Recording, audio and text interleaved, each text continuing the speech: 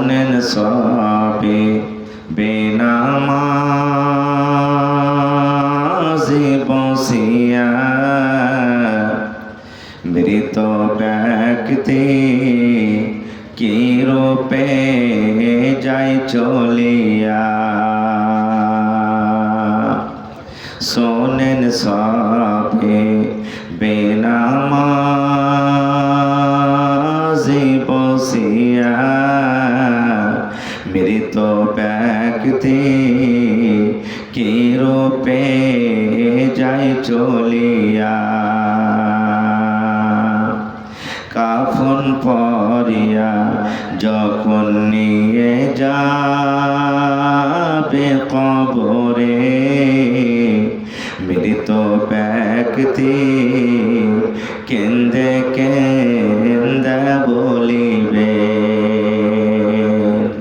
যে চারজনা নিয়ে যাবে আমাকে সেই চারজনা যাবেন ভোজন সঙ্গেতে।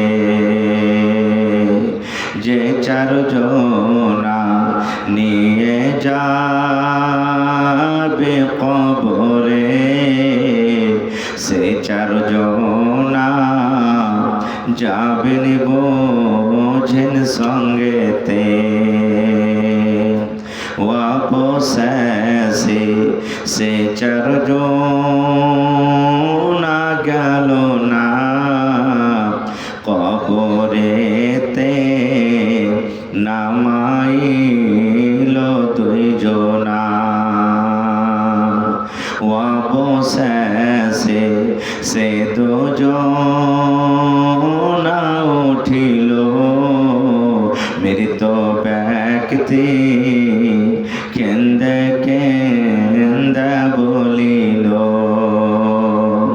কোথায় আছেন প্রাণের আম্মি জান গো বসিয়া, দুধের দাবি দেন গো আমায় ছাড়িয়া।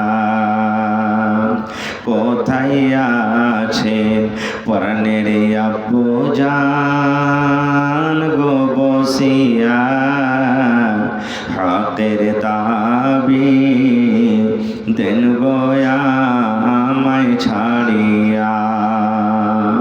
কোথায় আছো প্রাণের ভাই বোন বসিয়া, খুশির সাথে দেন গো আমায় পাঠায়া। নারে তাকবীর। একজন লোক, ওর নাম হলো আমির, বাবার নাম হলো মনসুর, হজ করার জন্য মক্কা যাবে। এবারে এয়ারপোর্টে গিয়ে কাগজপত্র দেখাশোনা করেছিল, নামে কিছু হয়তো একটু আলাদা ছিল, উল্টাপাল্টা ছিল। যেমন আমাদের নামে আধার কার্ডে যদি মোহাম্মদ ইলিয়াস আছে তো কেওলাতে মোহাম্মদ ইলুস আছে, ব্যাংক পাসবুকে যা দেখবেন মোহাম্মদ ইলিয়াস আছে। ওই একটা লোকের 4 রকম 5 করে নাম আছে না নেই, এই ধরনের মেলে নাম আছে। এরকমই কাগজপত্র দেখাশোনা করছে। কাগজ দেখতে না দেখতে জাহাজটা খোলার টাইম হয়ে গেল, জাহাজ খোলার টাইম হয়ে গেল। এবারে এই লোকটার দৌড়াইতে দৌড়াইতে দৌড়াইতে দৌড়াইতে জাহাজের কাছে গিয়ে পাইলটকে বলছেন, ভাই আমাকে তুমি এই জাহাজে চড়িয়ে নাও, আমিও যাব হজ করতে, আমিও কাবা শরীফের জিয়ারত করতে যাব, আমাকে চড়িয়ে নাও। বলছে না, টাইম হয়ে গেছে, এখন তোমাকে আর নিয়ে যাওয়া হবে না, এখন জাহাজ খুলে যাবে। ভেতর থেকে লক করে দিল। যখন আমাদের কোনো কাজ না হয় তো মন খারাপ হয় কি হয় না? হয়। কিন্তু আল্লাহ তাবারাক ওয়া তাআলা সেই লোকটাকে কত যে আল্লাহ তাবারাক ওয়া তাআলা জ্ঞান বুদ্ধি ধৈর্যশীল করেছেন, একটুকু মন খারাপ করলেন না। বলছে ঠিক আছে তুমি জাহাজ নিয়ে যাচ্ছ যাও, কিন্তু আল্লাহ রাব্বুল আলামিনের পক্ষ থেকে আমাকে বলা হয়েছে আমি যাবই, আর এই জাহাজেই যাব। জাহাজ উড়ে গেল, আর কি বলছেন আমি এই জাহাজেই যাব হজ করতে। জাহাজ উড়ার পর উড়ে চলে গেল। যারা ওখানে লোকজন আছেন তারা বলছেন যে কই রে ভাই, তুই তো বলছিলি যে জাহাজই যাব, জাহাজ তো উড়ে চলে গেল, কখন তুই যাবি? আরে যা, বাড়ি চলে যা। বলছে না, দেখিস জাহাজ আসবে আমার জন্য, আবার আসবে, তোর অপেক্ষা কর। রাস্তাতে চলতে চলতে কিছুক্ষণ পর ফোন আসছে যে জাহাজে কোনো কন্ডিশন গড়বড় হয়ে গেছে, খারাপ হয়ে গেছে জাহাজ, আবার অপাস আসছে। আবার জাহাজ চলে এলো, নেমে গেল।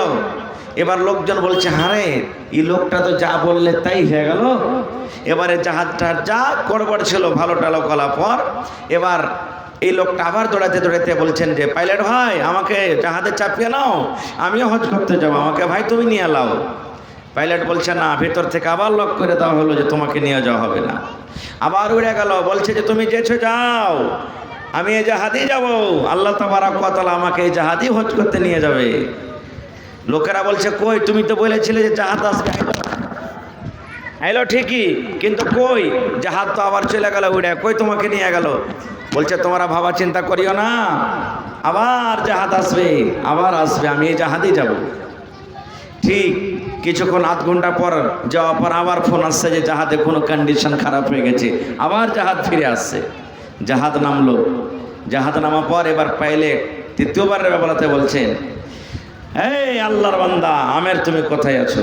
যতক্ষণ পর্যন্ত তুমি জাহাজে না চাপবে এবার আমি জাহাজ নিয়ে যাব না। এসো, জাহাজ নিয়ে আমি যাব না, তুমি তাড়াতাড়ি। এই নতুন ঘটনা হয়, 26 তারিখের ঘটনা। এবার তাকে চাপালো, চাপা পর আবার জাহাজ চালু করলো।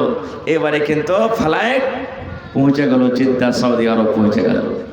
তো দেখেন আল্লাহ তাবারক ওয়া তাআলা কখন কার দোয়া কবুল করবেন, কার ভিতরে কি আছে আল্লাহ ছাড়া কেউ জানে না। জানে যে ভাই, কেউ জানে না আল্লাহ তাবারক ওয়া তাআলা ছাড়া। এবারে যিনি কাবা শরীফের ইমাম, উনি বলছেন যে আমিরের সাথে যদি কোনো হাজির দেখা হয়, তোমাদের সাথে এত ভিড়ে কোথায় আছে কেউ জানে না, কিন্তু কোনো আল্লাহর বান্দার দেখা হয়, ওর কাছে তোমরা দোয়া নিও, ওইটা আল্লাহর প্রিয় বান্দা, ভালোবাসা বান্দা, ওর কাছে দোয়া নিও তোমরা। সুবহানাল্লাহ। তো হইতে পারে আল্লাহ তাবারক ওয়া তাআলা বলার উদ্দেশ্য, গ্রামে কেউ এমন আল্লাহর বান্দা আছেন যে আল্লাহ তাবারক ওয়া তাআলা হয়তো তার দোয়া কবুল করেছেন।